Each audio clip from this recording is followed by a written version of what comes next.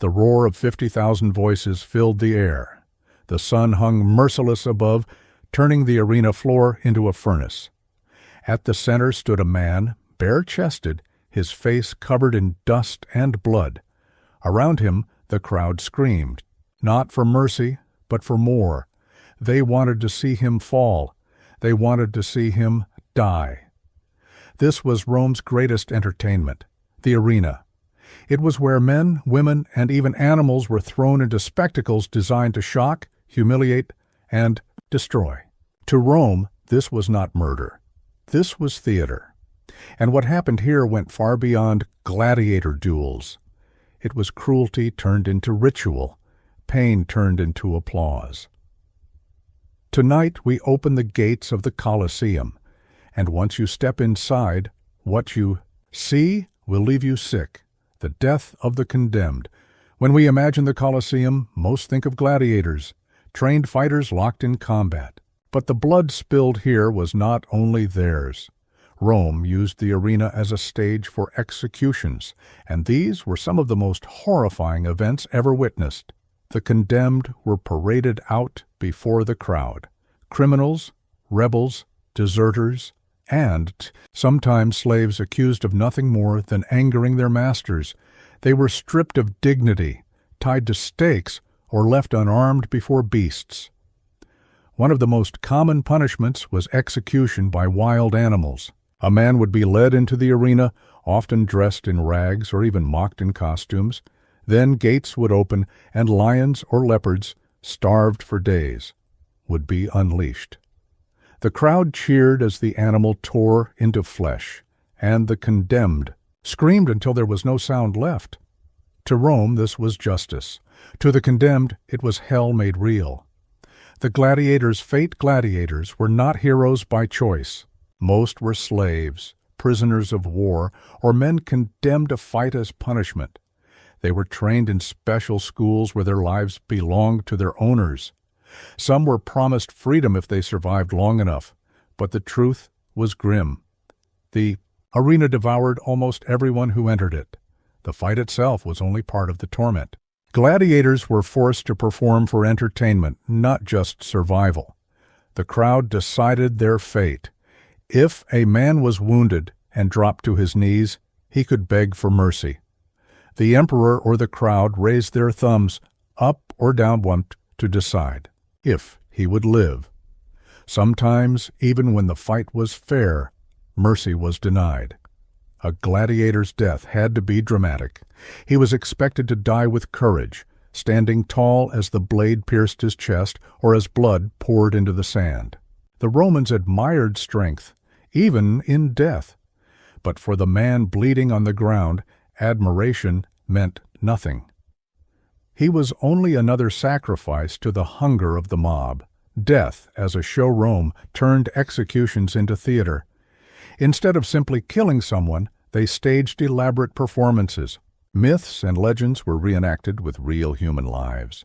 If the story told of a man devoured by beasts, then a criminal was dressed as the character and sent to die by lions.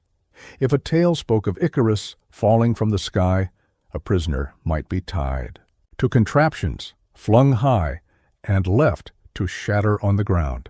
One of the most infamous acts involved burning. Prisoners were tied to posts, and oil-soaked wood was stacked around them. The fire was lit while the crowd watched. Flames rose, smoke filled the arena, and the condemned screamed until their voices broke. But to the Romans, it was not only punishment. It was spectacle, a lesson to all who might defy Rome. The animals of Rome's arenas, the blood of men, was not enough. Rome's arenas were filled with animals brought from every corner of the empire. Lions from Africa, bears from the mountains, crocodiles from Egypt, even elephants marched into the Colosseum. Animals fought animals, tearing each other apart. Men were forced to battle beasts with only spears or swords. Sometimes hundreds of animals were killed in a single day, their bodies piling up until the arena floor ran with blood. It wasn't only about death, it was about showing Rome's power. If the empire could capture and kill the fiercest creatures of the earth, then nothing could stand against it. To the crowd, this was proof of Rome's might. To the animals and the men thrown against them, it was slaughter. The mockery of the dead death alone was not enough for the Romans. Even in death, some were humiliated. After executions, bodies were dragged across the arena floor as the crowd jeered. Sometimes corpses were posed in grotesque positions, mocking their suffering. The arena was not a place of respect. It was not a place of honor. It was a machine of cruelty, designed to feed the bloodlust of the crowd.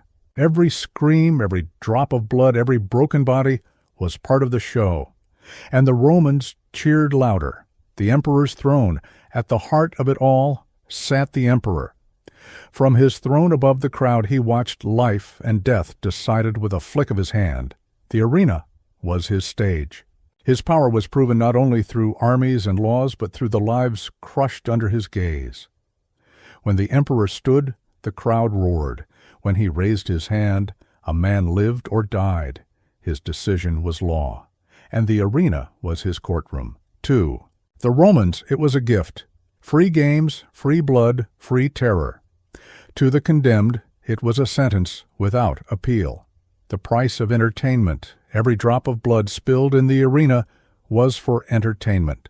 Families brought their children. Vendors sold food as men screamed on the sand.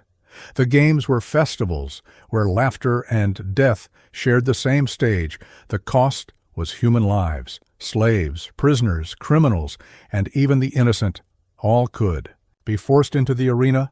Rome thrived on cruelty, and the Colosseum became its symbol.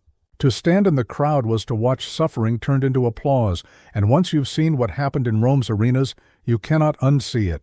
The women in the arena, it wasn't only men who faced death on the sand. Rome forced women into the arena as well.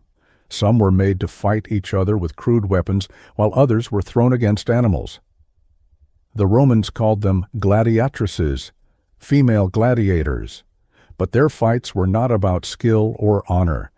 They were staged for mockery, a cruel joke to make the crowd laugh. Women were dressed in armor too heavy for their bodies, pushed into fights they could not win.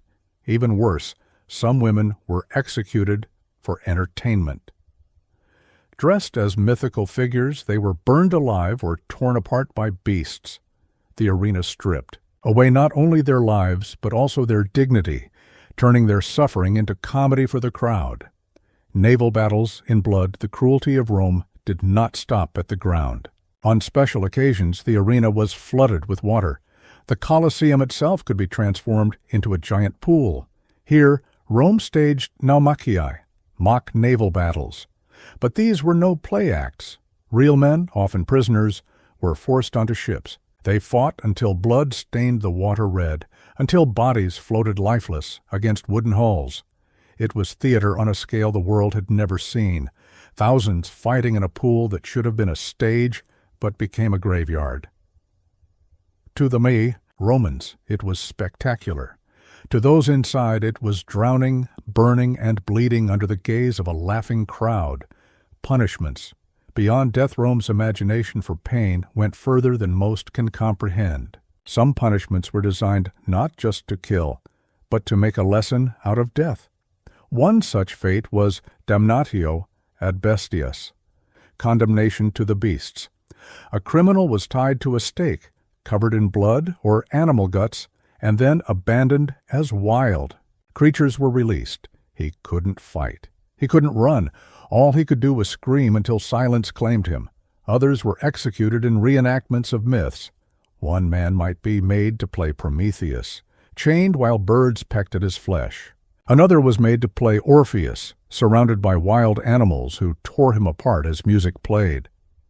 Rome blurred the line between theater and torment until they were the same thing, the price of resistance. Not all went quietly. Some prisoners fought with everything they had, even when the outcome was certain. Stories tell of slaves who used their last strength to kill their guards before being torn down by soldiers. Others refused to perform and were beaten until they collapsed. But resistance rarely changed the outcome. The arena was a machine. Once chosen, there was no escape. You fought, you suffered, you died, and the crowd cheered louder. the silence of. The Colosseum for centuries, the arena stood as the heart of Rome's cruelty, but eventually the empire weakened. The game slowed, Christianity spread, and public executions became less theatrical and more controlled. The Colosseum still loomed, but its voice was fading. By the 5th century, the last gladiatorial fights ended. The sand that had drunk so much blood grew quiet, but the silence does not erase what happened there. The walls still stand, the stones still remember. And if you walk inside today, you can almost hear the echoes of the roar of the crowd, of the screams of the condemned, of the sound of lives thrown away for entertainment. Rome called it glory. They called it honor, justice, and spectacle. But behind the words was a truth far darker. What happened in Rome's arenas was not sport. It was cruelty dressed as entertainment. It was suffering turned into celebration. It was the slow death of thousands, men, women, slaves, prisoners, and animals, all for the pleasure of the crowd.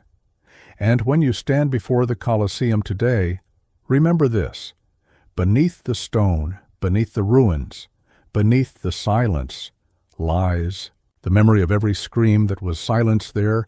Rome built an empire on power, but it fed that power with blood, and the arenas prove it.